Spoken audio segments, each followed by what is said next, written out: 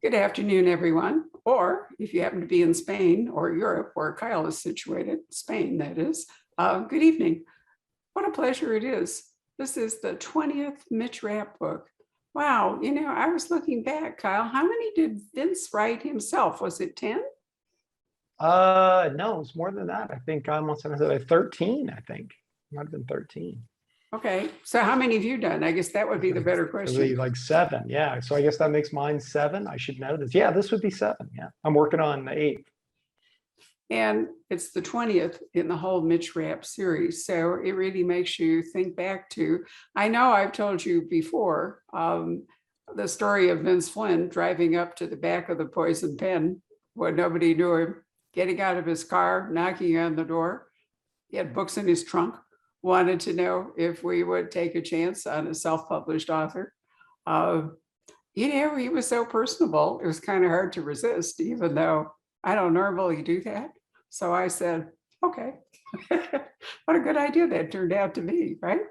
Yeah, and that was term limits though, right? Term limits, his first book. Yeah, he drove around. It was like the guy that wrote The Bridges in Madison County. There was Vince in his car, driving around. John Grisham started out the same way too, didn't he? He did with Time to Kill. I remember buying up all the copies of A Time to Kill that were left over at some convention that John had autographed. I mean, there were a load of them. It was, like people look back and say, how did you know? And the truth is, it's just because I was there.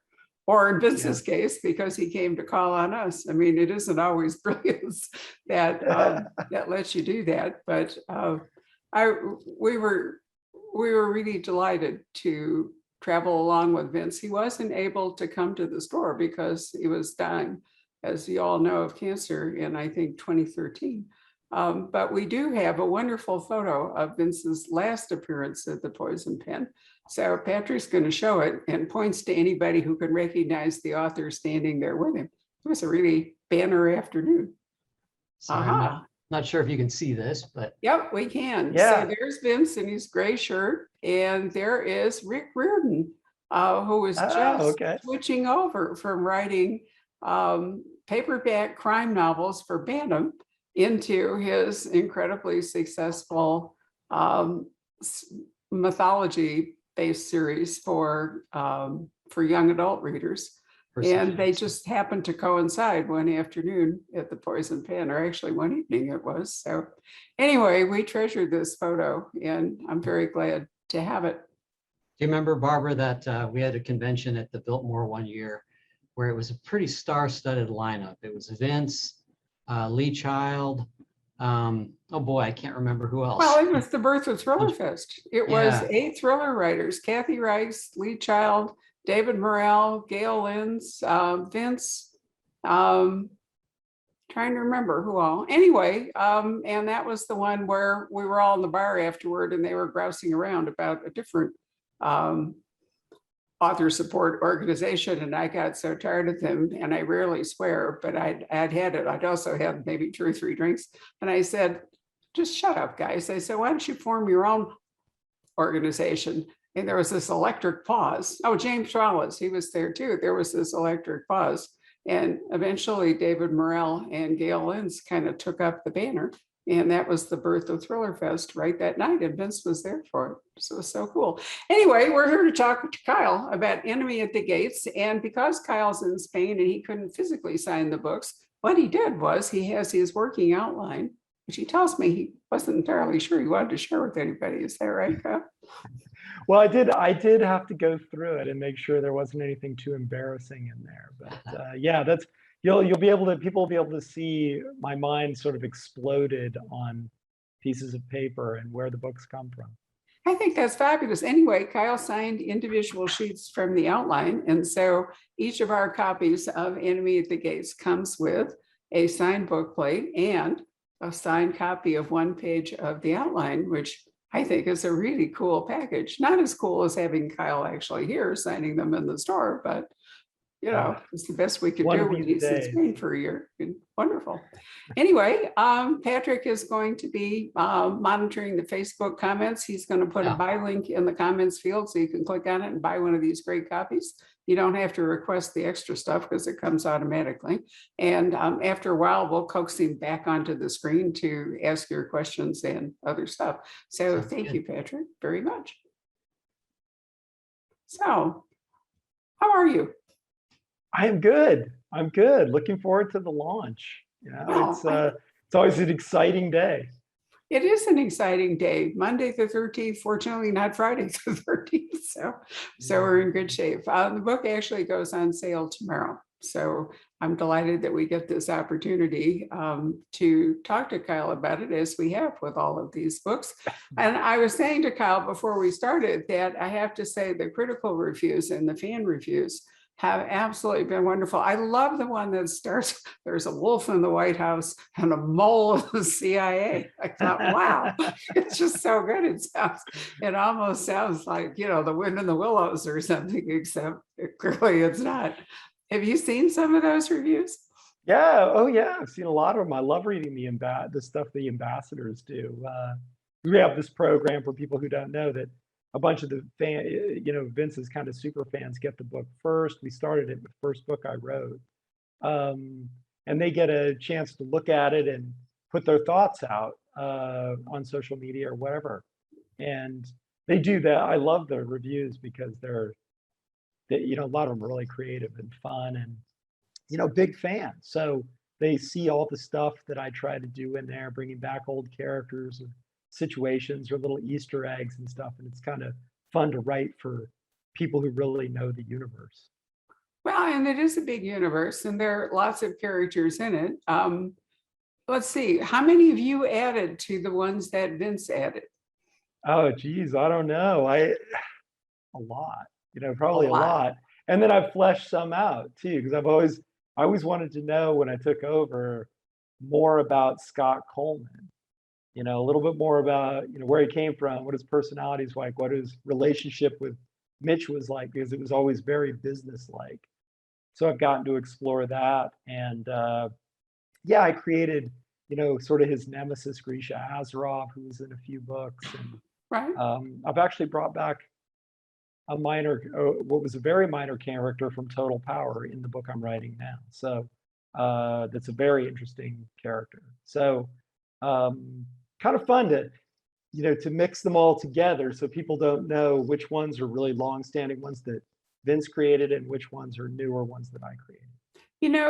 What we've done is sort of create a slang, and we call them verse. Like there's the Cussler verse for Clive Cussler, and there's do we call it the Rapp verse or the Mitch Rapp verse? What's the generic term? I call it the Rapp verse because I think of the Ryan verse is where I got it from Tom Clancy.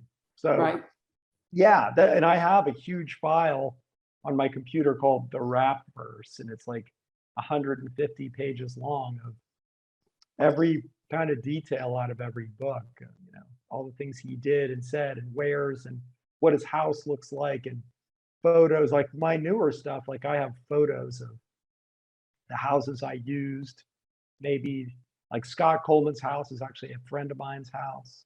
And I have pictures of their houses and what I imagined in Africa and all this. So I can always refer back to them and remember exactly what they looked like and describe them in different ways. So it's true with universes. It's kind of an ever expanding thing, isn't it? And the truth is, if Vince were here today, 8 years after he died, he would have changed things. He would have brought in new characters. He would have, kept his plots aligned with real life events, which is certainly true of Enemy at the Gates we'll talk about. So I suppose as a legacy, do you feel empowered to do that on your own? I mean, there isn't any boundary that you can't break, or is there, for what Vince did? I guess you can't lie about anything he wrote. And you can't kill Mitch, or that would sort of blow the whole thing, but no, I wouldn't say. I mean, nothing that I would do. That nobody's ever put any boundaries on me. I think I certainly wouldn't kill off there are a few core characters that I think make up the series, and you can't really kill them off. Though I'm pretty free about killing off characters that I would consider core characters. And the secret to the books, obviously, even more than keeping them current and making them feel, so give that sort of rip from the headlines feel that people always talk about, is, getting Mitch right. And so that is where the rubber hits the road. You're better off writing a bad book with Mitch right than a good book with Mitch wrong. So always capturing that character, but he can't be the same character as he was, as Vince wrote. Yeah. Because that was 8 years ago, and he wouldn't be if Vince had continued to write him. He gets older, he gets wiser, he has new experiences. He's got a girlfriend and kind of a quasi daughter now, and that's changing him. So there has to be this evolution, but it still has to be the guy that everybody knows. What kind of decision did you make about aging Mitch? That's a really hard one. Vince was doing it realistically, and I didn't feel like I could. So Mitch kind of always stays the same age, but he grows and he learns things. And in a way, I think he's a little more wiser. I think particularly in the book that I'm writing now, he's a little more reflective because of the situation he's in, both with the president and with the family. And he has to sort of evolve to meet that, but I'm not doing that in age exactly. The weirdest one, I think, for me is Anna, his kind of quasi daughter, because she's like 6 or 7 years old. And she's the one that's very obvious that she doesn't age, because she's sort of his ever child. And I'm not sure what to do that. If I could keep him the same age, but make her eventually a teenager, which would be super fun. But I don't know. We'll have to. Well, it would be super fun. You'll be interested to know that I've had this conversation with people who have dogs in their books, the canine things and all. And here's the thing: you can't age it in real time, or your dog will be gone. So anybody with a dog closely involved in the character really can't write.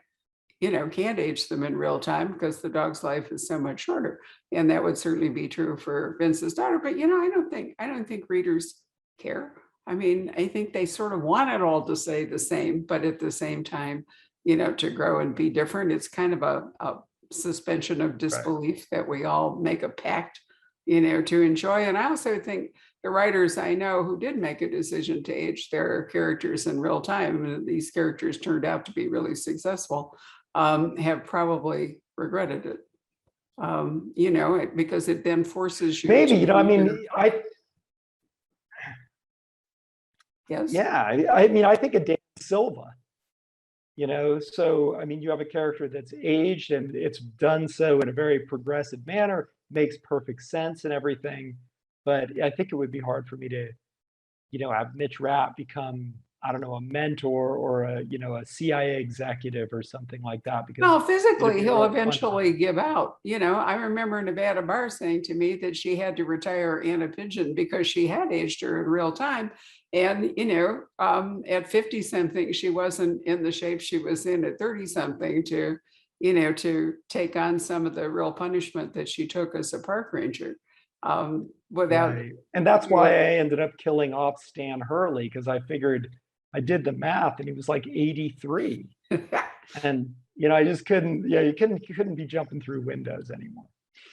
No, well, much as we wish we would, we seniors, we do have to recognize. My husband and I are chasing our new children around. I sent you photos of the puppies. I'm exhausted. I had totally forgotten what it was like to potty train anything, whether it was a child or a dog, and it involves a lot of bending over. And, I find at 80, it's a lot harder to do it than when I was in my 20s. Well, exactly. And it's funny because I have a very visceral sense of this, because Mitch and I are exactly the same age. So every year I get a year older, and I think this is what Mitch must feel like, when he gets out of bed every morning. But he doesn't really, because I've kind of knocked 10 years off him. You found a wonderful elixir of life for Mitch. So, what the hell? What is it? This Spanish guy, Don, whatever it was, that searched around in Florida for the Fountain of Youth. Oh, yeah, the Fountain of Youth. Yeah. He would have loved you. Right. So we are 6 months on from Total Power, when we had a different crisis, obviously from power, the grid.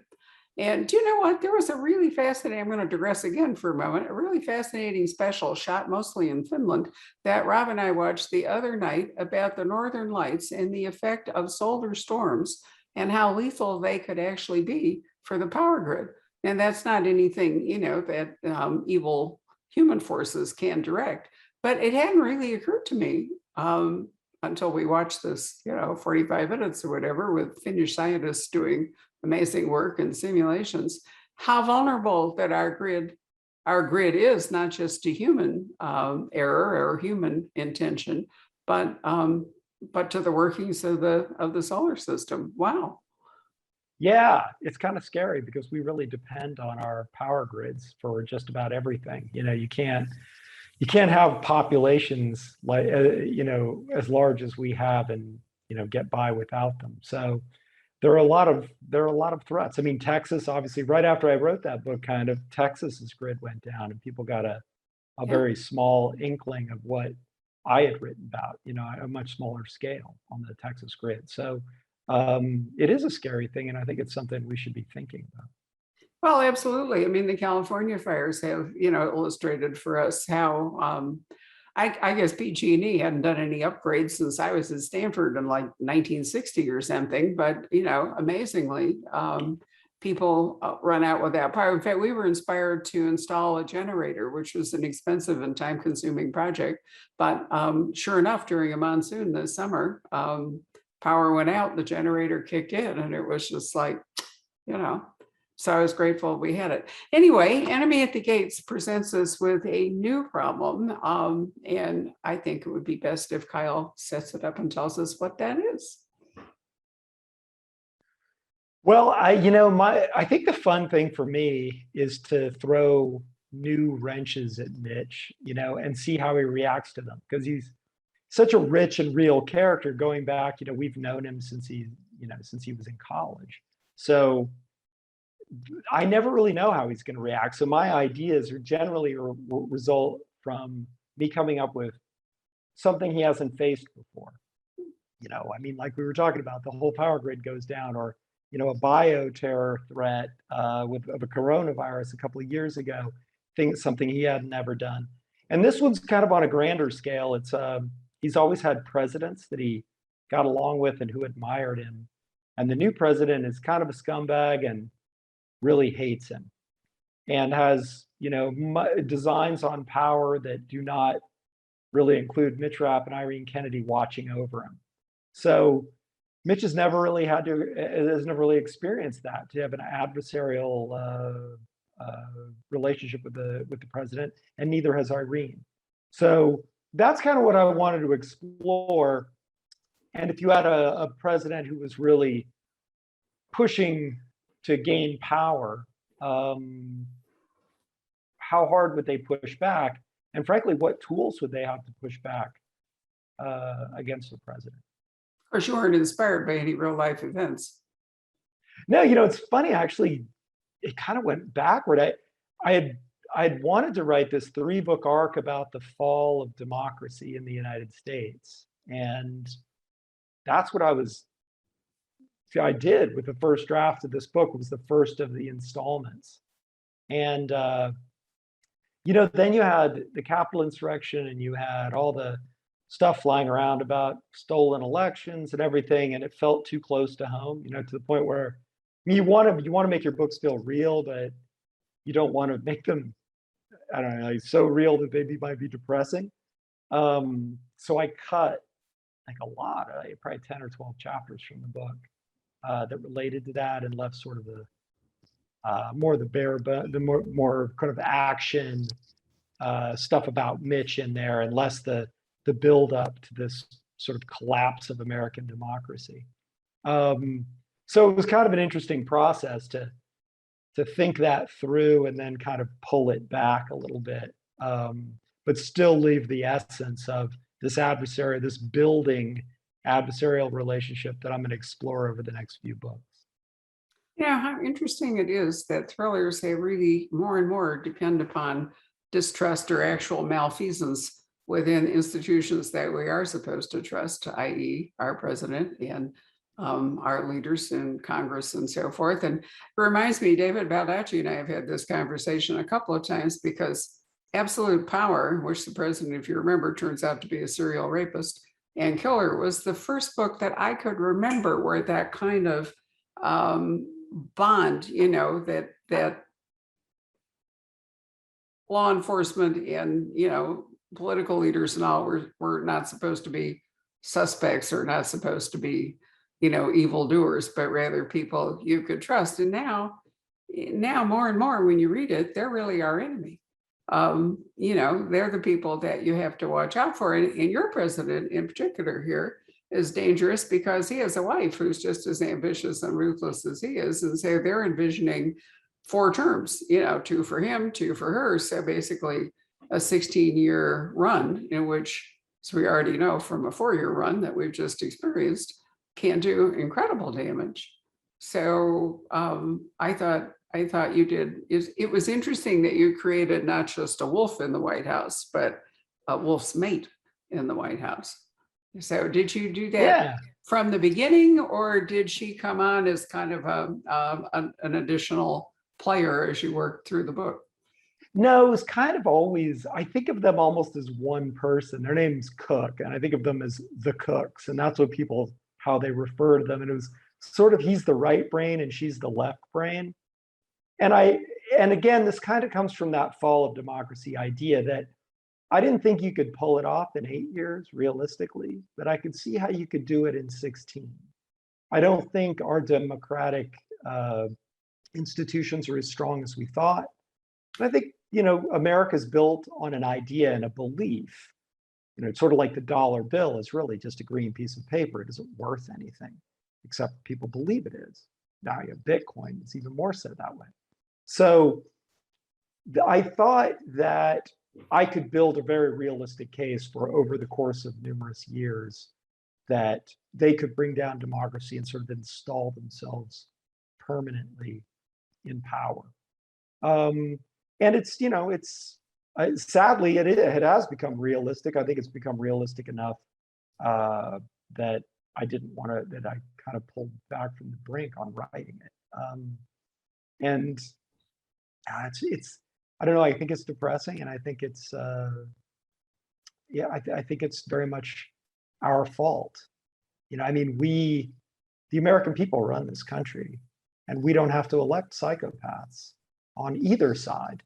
We could, but these people, I think, have learned that the way you get elected is lie to people, lie, cheat, and steal. So, and it works. They get reelected over and over and over again. So, well, part of the problem is that, the media that once brought some sense of investigation and accountability has been largely replaced by, feeds and clickbait and misinformation and so forth. So, the days of Walter Cronkite, or, the Chicago Tribune, or even the New York Times, which has been wandered off into the left in a way that the Wall Street Journal is. I can't read the editorials in either newspaper anymore because they're so extreme. I find myself reading the paper for the arts coverage and the bridge hand and other stuff. But it's just, I don't know what's up with the Wall Street Journal. I think they're just absolutely crazy. But anyway,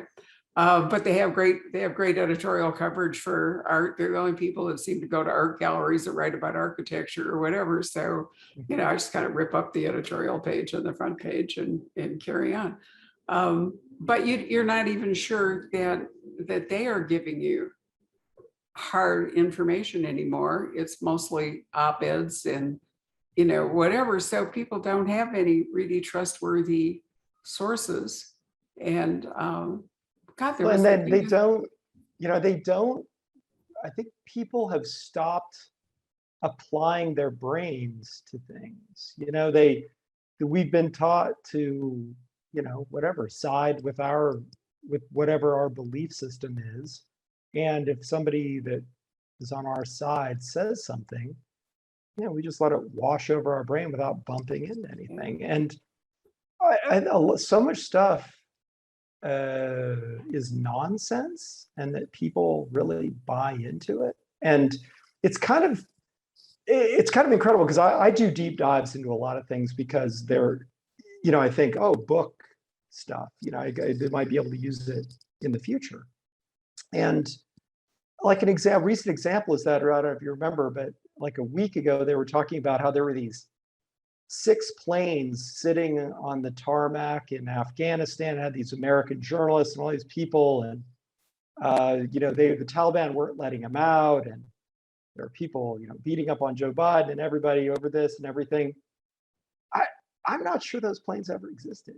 I mean, it was on every news feed. There were senators talking about it and all this stuff. I can't find any corroboration that that ever really happened. But it was a great story. It blew up for 48 hours. It was super entertaining. And nobody ever thought, well, one of the reasons is it's a climbing charity. And I was a really big climber, and I was a member of a big climbing charity. And I thought, I've never heard of these people. Who are these people? Where are they from? Who are these people on the plane? Why are these, reporters that are supposed to be on these planes not reporting about it? Why are their agencies not reporting? And then it just fizzled, it's disappeared. So I still don't know what happened. I can't figure it out. Well, we have And virtual nobody thinks reality, about and we that. have doctored, we have doctored film and doctored videos and the whole bit. Well, there's no point going on about it. What we become But is why tribal. didn't somebody say so? Like you'd think the news would say, we can't corroborate it. We think this just might be made up. Somebody just sent us an email, but it was a good story, so they didn't, nobody thinks about it. Well, yeah. And tribalism, unfortunately, is when autocracy has a chance to succeed. So, I think nobody has ever reads Federalist Paper number 10 anymore, the one in which Mr. Madison warned everyone that if we became subject to a tyranny of minorities, our system would fail. And that's perilously close to where we are. So all you can do, though, is write, about Mitch Rapp holding firm. And, we like to think that ultimately he's going to defeat, Greg Hurwitz writes the Orphan X books, and I will go blank as to which one, but he has to contend with a president like the Cooks. And I have to say, and it was at a time when it was particularly comforting, that I think I read the end of that book like 5 times because I was so pleased at the fact that Orphan X eventually overcame this guy despite all the obstacles in his way, and it was like comfort reading to think, wow, we still could have a hero that could save us. But how realistic? Yeah, but I mean, save us in a way, save us from ourselves, which is a really interesting question. I mean, we are a democracy. If we vote in a tyrant, that's democracy. We asked for that. And so does somebody have a right to undo that? I mean, these are all like really interesting questions. And that Mitch is asking is, how much is it his job to save us from ourselves? I mean, he fought against, infiltrators and people trying to kill us and all that stuff. But if we're doing it to ourselves, is that his responsibility? And how would he handle that?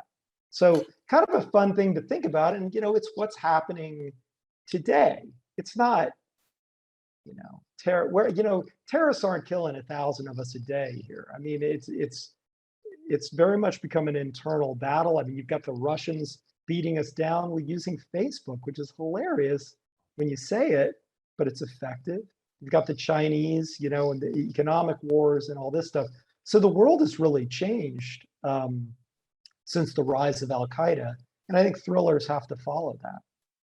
That's absolutely true. I mean, if Vince were here, he'd be having to deal with that too. And there's a real life example of what we were talking about in Turkey. When Kemal Ataturk became the George Washington of Turkey at the end of the First World War, he created a secular state.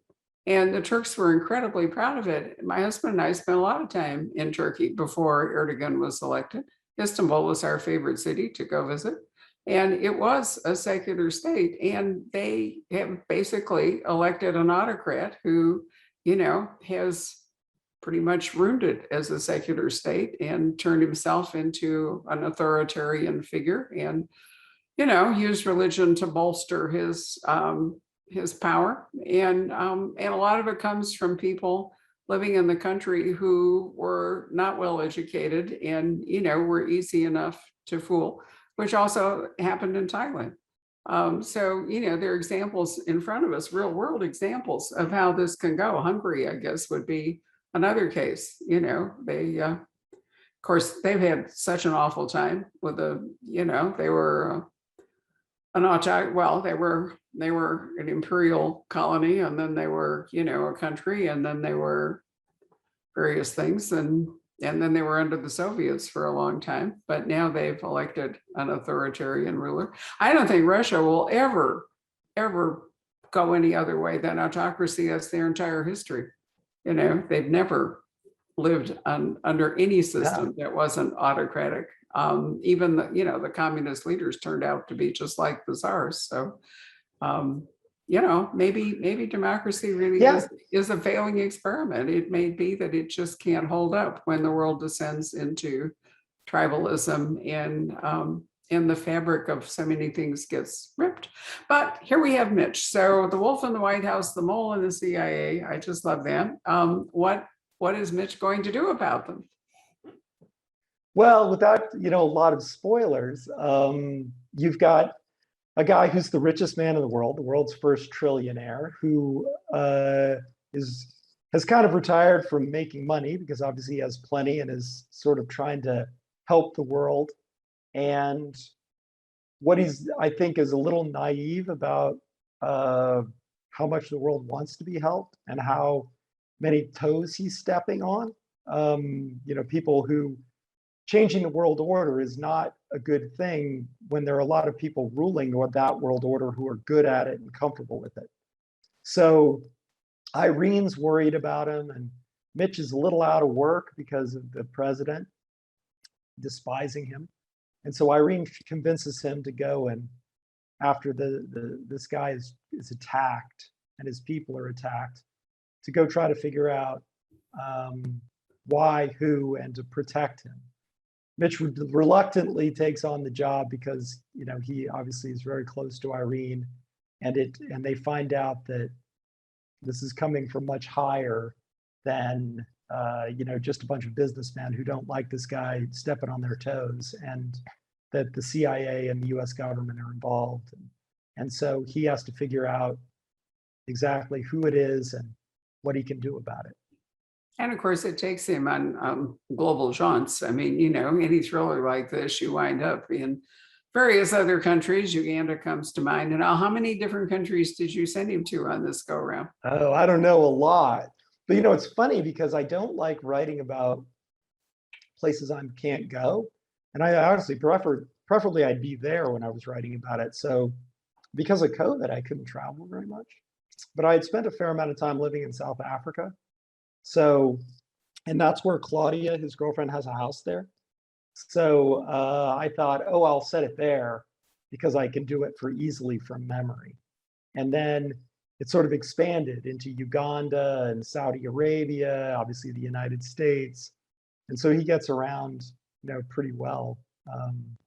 Places I can. Yeah, I mean, I think that readers expect that, don't they? In a book like this, they expect a fair amount of movement and geopolitical travel and so forth. I like it. Yeah, I mean, I like it. I think it lends interesting perspectives to things in different settings that maybe a lot of people aren't familiar with. Yeah, no, it definitely does. So in addition to battling the president, he has to try to determine if there is a mole in the CIA, and we can't talk about that, sadly, because here we are before you've had a chance to read it. But I like the fact that he has like two fronts that he has to contend with. Yeah, Irene's also kind of hamstrung, but she does just have the support of the government that she once did. And, it's also a little bit about how the CIA could, very easily be turned into something more like East Germany's Stasi, particularly with the technology. And so she's very reflective about that. I mean, she spends a lot of time thinking between her and the NSA, well, I could do this, but should I? And if the next person who takes over at the CIA, whether they would have the same, morals as she does, because, it wouldn't be hard. You really, I mean, I think it's been proven you can kind of do whatever you want if you're in the US government. So These are all kind of interesting questions that come up and that Mitch has to dodge because, you know, all this technology now that's rising up that he didn't have, you know, with the cameras and the facial recognition. It's getting hard out there on a secret agent. You know, it really is. CCTV, I mean, as far as I can tell, watching British crime programs streaming, which is a good deal of our evening entertainment while we're not doing live events. I really miss being down at the store with authors instead of, you know, finishing up a lovely conversation and then going to watch something. But as far as I can tell, there's maybe 18 square feet in England that is not covered by some kind of a camera. And it really has changed the way the police procedurals work, you know, because I mean, they instantly call for footage for, you know, drive, you know, for roads, for any kind of shop or convenience thing, for traveling on the underground, for block to block stores, whatever. And then we watched one set in Berlin, a crime series set in Berlin, and the same thing. You know, I mean, the first thing they do now is call for the footage. You know, it's like forensics. You get the medical examiner and the forensic guy to the scene, and you know, it's getting harder for criminals not to leave traces of themselves there. And then the other part of that is that you instantly call for video footage. And so a lot of policing is trawling through footage. In fact, the one set in Berlin, eventually the mole in the police department is discovered because he got caught just on the edge of a video where he shouldn't have been. And that's the, you know, the magic key. So as a thriller writer, do you find yourself having to keep up with all this technology in order to let your characters use it?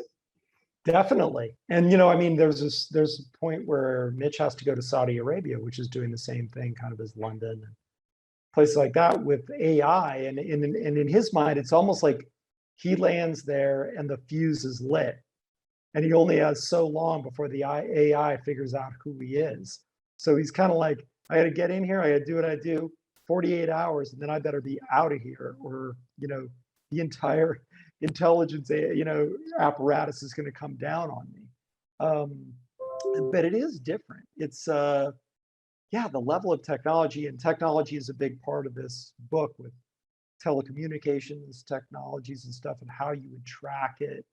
And I think that's just becoming more and more, you know, part and parcel of the day. I mean, sometimes, honestly, I think, I don't know, I'd love to write a, you know, a Soviet era, you know, like early 60s thriller where, you know, people had briefcases full of documents and microfiche and all that stuff. And, you know, physical, you know, yeah, if you were going to listen in on people, you had to like sit in the attic and kind of drill a hole and lower a thing down. It just seems like such a romantic time to me compared to, like you're saying, police work turning into, you know, going through, you know, 100 hours of footage taken from cameras. Or cell phone records. That's the other thing. Yeah, Is cell that phone a lot of records. crimes, you know, will be solvable. People say, "Oh, I didn't know Joe," and then you know they call for the cell phone records and discover, you know, that there are 17 phone calls made to Joe's number, and none of that stuff goes away. No, So you know, people are so fired up to be famous now. I mean, there's a good chance they're just going to kill somebody and Facebook Live it. So yeah. it's yeah, it's definitely an interesting change. I think it's a strange world we live in. It definitely is a strange time to be a thriller writer, I think, because maybe it's because I'm getting old enough that I see the cycle. Like everything that I remember bad happening when I was young is starting to just sort of return in exactly the same way in a way. And it's almost like everything you do is it's a little bit self-inflicted. And it was interesting. I was one of the reasons I think COVID was interesting in that we almost kind of had to step back and stop inflicting problems on ourselves. And it was kind of like, well, not too many mass shootings or whatever, because, you know, like nobody was out, or, you know, all the spy craft that was going on and all this stuff kind of died down because nobody could go. And you think, wow, if everybody just stopped doing this stuff all at once, Well, yeah. pollution went way down, Yeah, traffic. I pollution mean, you went could find down. parking spaces and traffic was okay. And, I think where was it? They said in Nairobi, it was the first time in, forever that you could actually see See the Kilimanjaro. mountains, yeah. Yeah. So it's kind of an Yeah. interesting, it's a strange time, I think, to be a thriller author because, Russia has a very strange, it's a threat, a big threat, I think, but a strange one. Obviously you've had a decline in Islamic terrorism. We'll see what happens with the pullout of Afghanistan. China is a threat, but a very kind of different kind of threat again, even than the Soviets were. So, a lot of internal problems, I think. Well, that's true. I mean, the Chinese want to steal stuff from us and the Soviets want to interrupt stuff. And, they're slightly different. And then I'm sure you saw the conclusion from an FBI report or something that the Saudis really didn't have anything to do with 9/11, which was a big surprise because that was a basis in part for a lot of the action that was taken. And, people are criticizing Biden for withdrawing in the manner of it, which I think could have been improved, but we all forget that it was a Republican that got us there, so I mean, it hasn't been like a one-party war by any means. Been No. and Bit of there's a a 20-year train wreck, really. well, there is, and and I also think, and I read something, and I believe it, that since World War II, any of these conflicts, we've never gone into it 100%. We've never fully committed, not to Korea, not to Vietnam, not to Afghanistan, not to the Gulf War and all. And unless you're all in, the chances are that, you're not really going to win. I mean, Afghanistan is known as the graveyard of empires. I don't know, the British couldn't do anything with it. The Russians couldn't do anything with it. And, why did we think that we could do anything with it? And why should we do anything with it, except it was kind of a roll on? So, and now everybody wants to blame the current administration for it, but the roots of it go way back. And I don't know that there's any, I mean, if anybody remembers the fall of Saigon, I don't know that there's any good way to exit from a situation like that without calamity. No, I mean, and the question is, I mean, I don't know, we pulled out. It's an interesting situation. Obviously, I write about this, but we pulled out. We pulled a bunch of people out. How many people was the right number? I don't know. It was a 20-year train wreck. I think it's something that hopefully people will remember. I'm not sure. I think one of the dangers of trying to lay this all at Joe Biden's feet, a guy who's been president for all of 8 months of this 20 years, is that, maybe people will be able to convince themselves, oh, we'd have won that war if it hadn't been for, I don't know what, the plane's not being flown smoothly out enough, I don't know. And that we'll try to do it again and, lose. And the other question is, did the people, in Afghanistan actually want us to win the war? I mean, it's like Vietnam. I mean, I am a Vietnam War widow. And when I finally worked up the courage to go to Vietnam with my family, who really wanted to see it, not for that reason, but just as tourists, go down the Mekong and all the rest of it, you realize that the Vietnamese, their enemy forever was China, or has been China. And they don't actually attach much to the Vietnam War. And that was so, shattered us here in America and caused the same kind of divides and all the rest of it. But they didn't really want us, to be there to save them. And I don't think the Afghans did either, at least not all of them. So what are you going to do if you're trying to foist something upon people who don't necessarily want it? I mean, we can't even get the vaccine people, the anti-vaxxers to accept it. So why do we think the Afghans were going to? I don't know why we got so political here. We're supposed to be talking about your book. I'm sorry, I seem to be in a mood. Well, I do write political thrillers. No, I just about the Middle East largely. So, but yeah, I mean, that's kind of what's happening in political thrillers, though, isn't it? The world has turned complicated. It's not, the Tom Clancy days or the Ludlum days where, books were written really very much about the Soviet Union.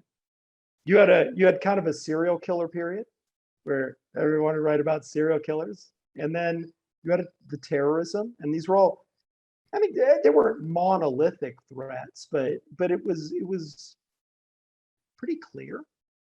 And now you have just a very fragmented, you know, threat profile. I mean, you have, I mean, not to get, you know, super political. I don't know why this is political, but you think about climate change, you know, and the destruction it causes both in the West where it's dry and it burns, and in the East where it's, you know, wet and it floods.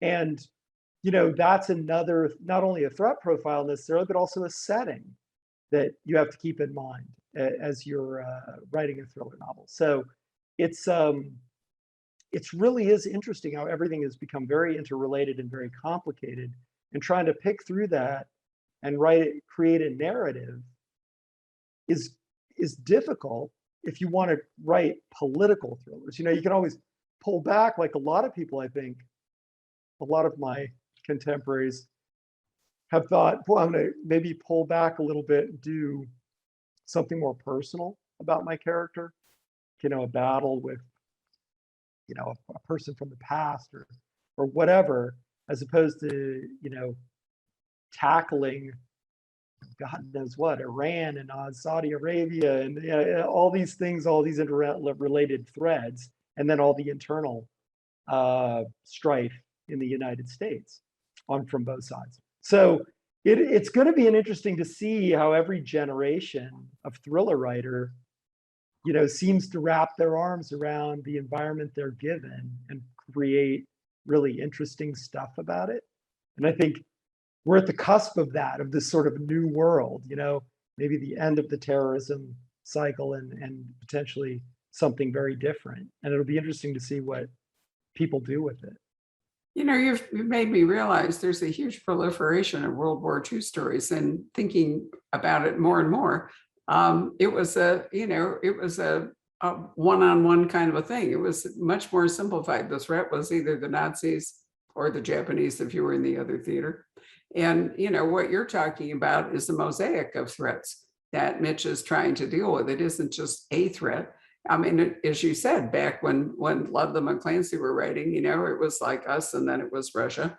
And, you know, even in the 90s, it was us, and, or, you know, especially after 9/11, it was us, and then it was the Middle Eastern. I mean, every thriller that you picked up was more or less, you know, somebody combating some kind of Middle Eastern terrorism. I mean, we were in a sandbox all the time instead of Siberia or whatever. But now, you know, now where do you go? I mean, let's see, Brad Thor wrote about the Chinese and the Arctic and Norway. You have this book. The book I recommended to you, Ice Angel, which I absolutely love, is the Chinese and the Canadian Arctic, but the same idea that they're trying to create a stake, you know, so they can be a player for the resources in the Arctic, and also for the, you know, for the travel. And let's see, you know, I don't know what Mark's new book is about. I was just looking at it today, but everybody is, you know, is choosing whether to do a big mosaic or pinpoint something like Brad did in Black Ice, much more specific, you know, with Scott looking, essentially he's in Norway, you know, dealing with this Chinese threat rather than all over the place. And I think that's a very legitimate way to go. Makes a great story. You know, reader gets all engaged in it. It's a real threat. I mean, there's no question that what that is a real threat. So you're right. There are choices that you can make as a thriller writer about whether to have a much more focused plot or a much more diverse plot. Yeah, and it's interesting too, because it's become, like with the Chinese in particular, the threat is, in a way, is almost more of a competition. You know, you had kind of a good versus evil before. I mean, you could certainly portray that pretty easily with terrorism, and even with the Soviet Union, who, you know, really were out kind of for world domination. They had a very twisted, you know, way of thinking, and we certainly wouldn't have wanted to live under that. the Chinese just, kind of want to win. There's a playing field and they're going to do everything they can to win on it. And much less than, we're going to subjugate, Europe and the United States and turn you into our slaves or whatever, it's all more of a, we just want to be more effective at selling you cheap stuff and, making tons of money. So yeah, it's definitely a different,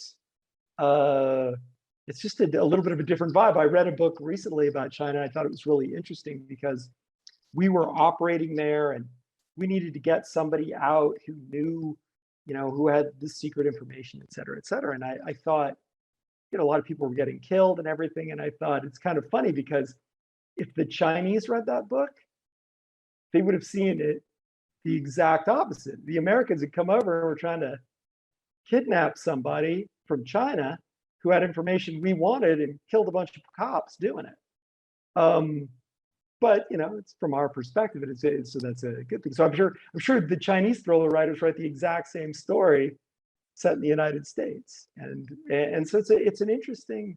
I don't know, it's an interesting thing. And you also have to remember that China is making a comeback, from being basically, a colonial. They became a colonial outpost of Britain in particular, but European nations, and so they're also fighting to overcome that. They've always been a great mercantile nation, which the Russians never were. So I mean, they have a whole historical background that Russia does not have, and it does definitely make them different. I realize we've been talking for almost an hour and haven't let anybody else into this conversation. Let's do that. So Patrick, I apologize to the people watching who might like to ask questions. It's time for me to shut up and let them do that. That was a great conversation. Let's see here. What do we have? Okay, yeah, Justine asks, is there any specific technology or something similar that excites you as a thriller writer? That excites me. I think that kind of scares me. I mean, I think what we were talking about is probably the most dominant one, is the proliferation of artificial intelligence and cameras and monitoring of phones and our movements, and the ability for supercomputers to crunch that data and to profile us. The Chinese are very good at that already, and that it could happen here. In fact, it's going to be very hard to stop it. So I think that's a slippery slope we're headed down. It's probably interesting fodder for thrillers, but cuts a little close to home. Yeah, I mean, once the genie's out of the bottle, right? I mean, hard to get back in. Yeah. Let's see here. Okay. Well, Debbie asks, if we haven't read any of the series, can we just jump in with this one? Yes. Barbara says yes. Sure. I try to make sure. Yeah, I try to make sure that it's all clear, that everybody's reintroduced to some extent too. But yeah, try this one, and I imagine that it's like I said, it's an amazingly rich universe, like Barbara was saying, and then you'll probably want to go back and start with the ones Vince started with Mitch in college, and move all the way forward in chronological order. Is that a challenge as a writer, to figure out exactly how much backstory to put in to orient the new reader without boring the longtime reader? It's horrible. I mean, it's the reason I never really wrote series books on my own. I think I wrote 4 books about one character, and I found that that's what was happening. And I thought, either people are going to, get really bored, or they're going to not know enough about their past. And after 4 books, the past started really building up. And when I took this job, I really thought about that. And I put a huge amount of effort into making sure the characters are well drawn for a new reader, but do so in a way that maybe a different perspective, seeing the person from a different perspective or from a different person's point of view, so that it feels, fresh even to people who've read the whole series. Right. It's funny. I'm not sure, Barbara, I'm not sure if Kyle's ever actually addressed this, at least that I've heard. But for a lot of authors, there'll be like a Bible, that about the character, about what's going on, and how free do you feel that you're able to deviate from what Vince did? Are there things that you couldn't do? I try never to deviate. I sometimes make mistakes though. I made a mistake on Joe Maslick, who's one of his team's background, and I invented a new background for him because I had somehow deleted his background from my Bible. And somebody pointed it out to me, but now I'm just going to stick with it. It's more current. Born again, just say he was born again, Lord. Yeah. I was really embarrassed about that. Well, it's funny. We've asked people like, Ace Atkins, who's continued Robert B. Parker Spencer series, and, Mark and others who've done Tom Clancy's continuations, and they all have different kind of variations on that answer, what they feel like they can do. Yeah, well, the Ryan verse would gotta be something else to try to keep your arms around. Yeah, especially since there are two parts to it, father and son. Yeah. Right. Yeah. There's a question, and I have a feeling your editor might be watching, but there's a question John asks, does Kyle's editor significantly improve the final version of his novels? This is a plant, isn't it? You, Emily. Yeah. I mean, yeah, I think so. I mean, you get that set of eyes on there, and mistakes you've made, things that you can't see, you've got points that lag, or characters that don't make sense, or there's always those things that I think an author can't see. You get so close to your work. And then Emily also, who's my editor and Vince's editor, has her own feelings as a fan about the series, and where maybe we differ and go back and forth. She's much more bloodthirsty than I am, for instance. So Emily, really? Oh yeah. So definitely, like, I shy away from the really graphic violence, and she pumps it up. So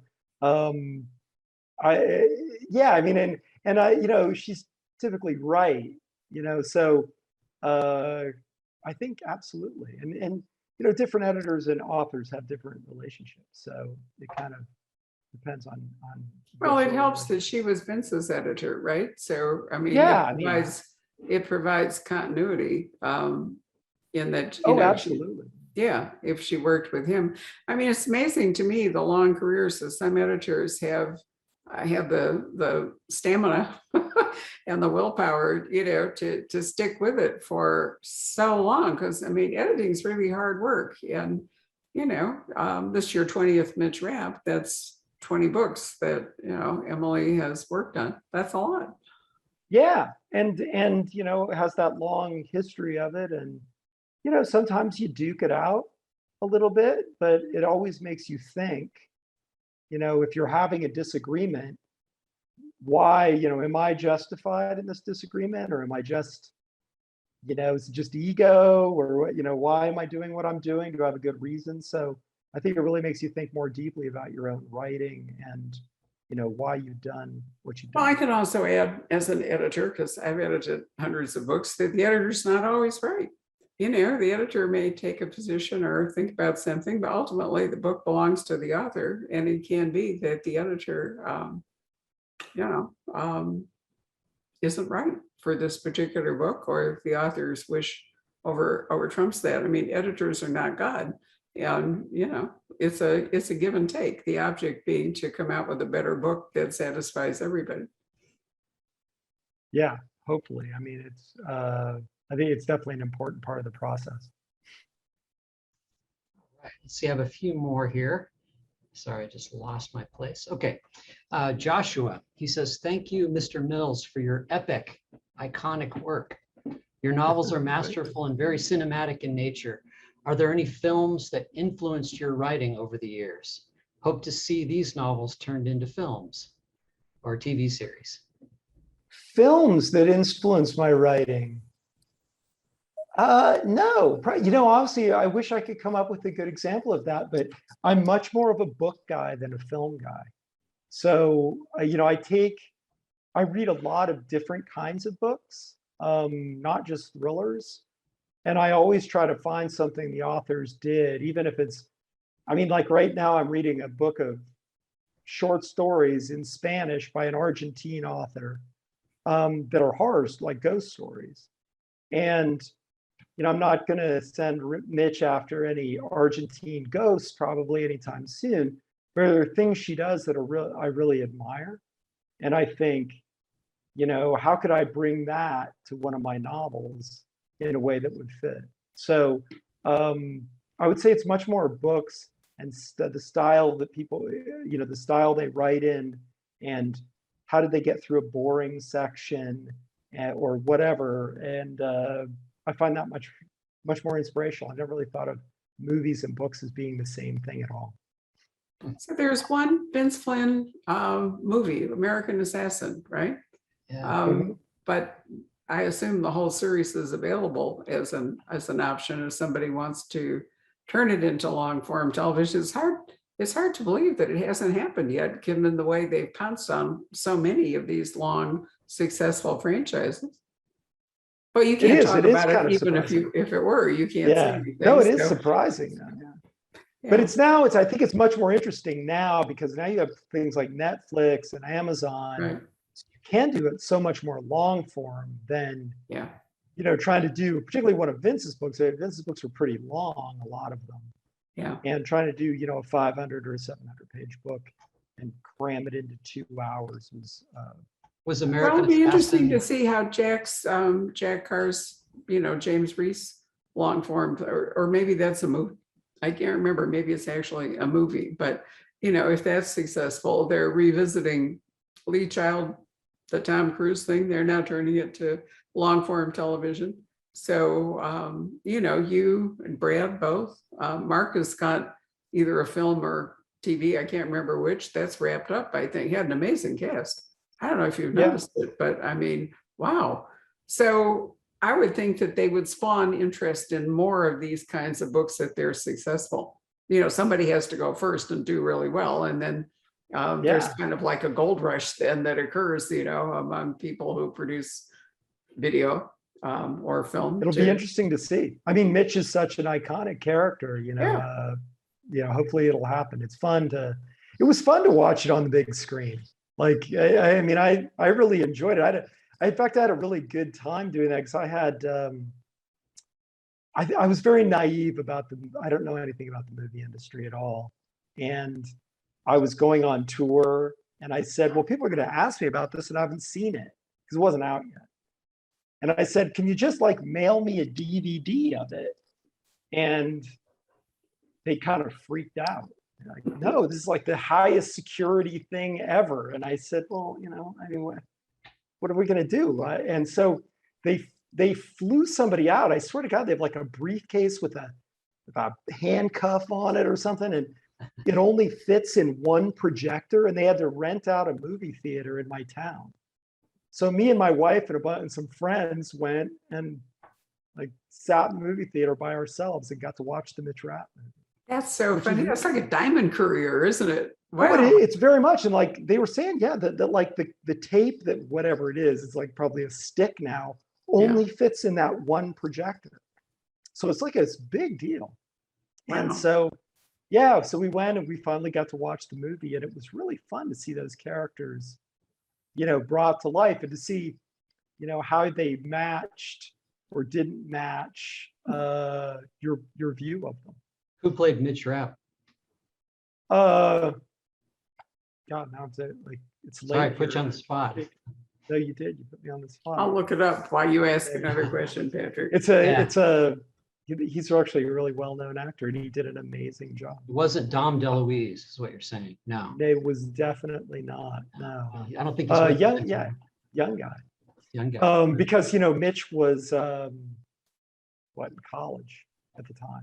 Yeah. So this guy was right around the same age, and he did an incredible job. So it's funny they talk about Dylan O'Brien. Dylan O'Brien. Okay. Thank you. Yeah. Thank you. See, I don't have daughters, so like apparently he's a huge heartthrob, but he did amazing Yeah, he job. really is. Now that I'm looking at his photo, whoo. Yeah, exactly. But I always thought that Lee Marvin in his prime would have been a good Jack Reacher. yeah, I could see that. He's really tall. Yeah, he was such a badass too. I have a quick question for you, Kyle. Can you talk about España and how long you've been going to Spain and what took you there in the first place? And I take it you speak Spanish fluently? No, not really. Spanish is hard. Yeah, I've been lucky and I've lived all over the world, and I've really always enjoyed traveling. And we decided to come here for a year. That's something I'd never done. The longest I'd ever lived somewhere was maybe 4 months, which was in Africa. And we do it for a year. I always wanted to try to learn to speak a foreign language fluently.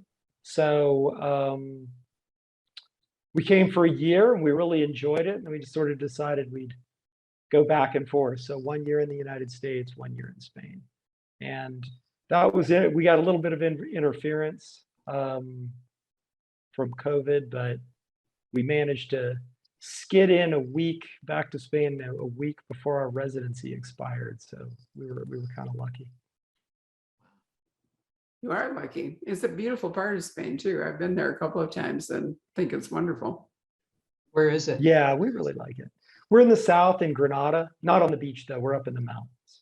So we're definitely up. It's like the Sierra Nevada, Malaga's on the Mediterranean, but if you go up to Granada, I would go there just so I could hang out at the Alhambra more often. I mean, I've been there for New Year's Eve, which was one of the best New Year's Eves ever. Our young grandson, we didn't realize then he was drinking sangria. We thought he was drinking juice. So he had a particularly good New Year's Eve in the Gypsy Cave. And then near the Alhambra in Granada, but it was a Moorish city, but it was also a Catholic city. The Los Reyes Católicos are buried there, Isabella and Ferdinand, which is where the Spanish Inquisition started. They're the people who funded Columbus. There's a lot going on in Granada. Yeah, it was the last place that the Muslims were kicked out of, the last spot in 1492. Yeah, and they were very tolerant. I mean, we don't think of them that way now, but they were very tolerant. Muslims and Jews and Christians all lived together in amity in Granada until Isabel fell under the evil influence of some ardent Roman Catholics. And once that starts, it's really bad news. So, but anyway, you can never eradicate it.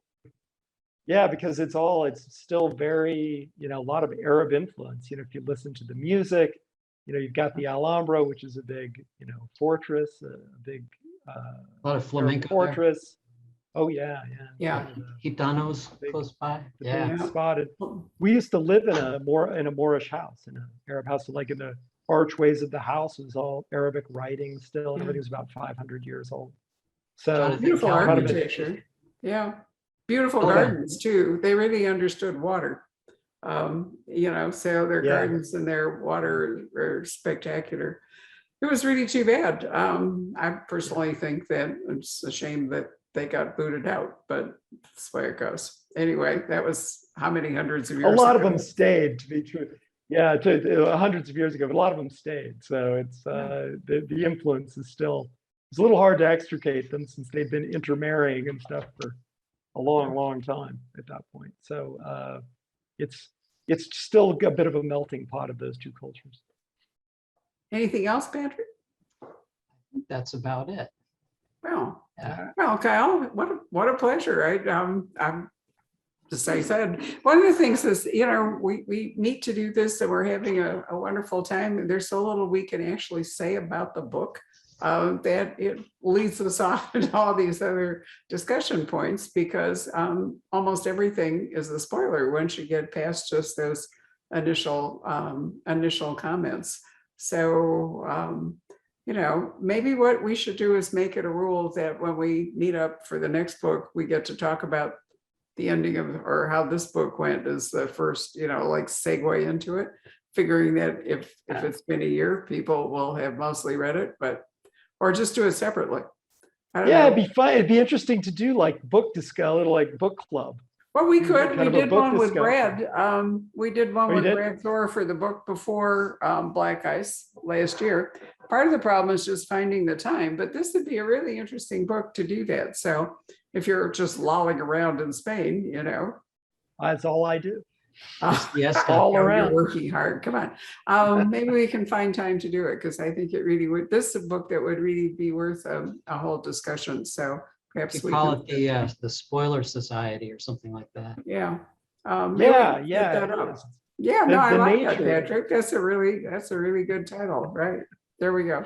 Anyway, Cal, it's really been wonderful to see you. I'm glad we got to do this. Let me remind you, Patrick will hold up. We do have these wonderful books, and we do have a autograph piece sheets for each book, one sheet of the working outline that Kyle did, and a book plate while they last. So don't delay ordering your copy. Remember, tomorrow is the actual on sale date, so you're not too late.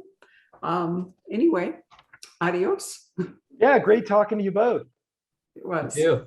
Thank you all for joining us. We really appreciate it. And Kyle, I'll send you the link for the podcast and the video tomorrow. Great. Okay, wonderful. Thanks. Bye, everybody. Great. Thank you. Bye-bye.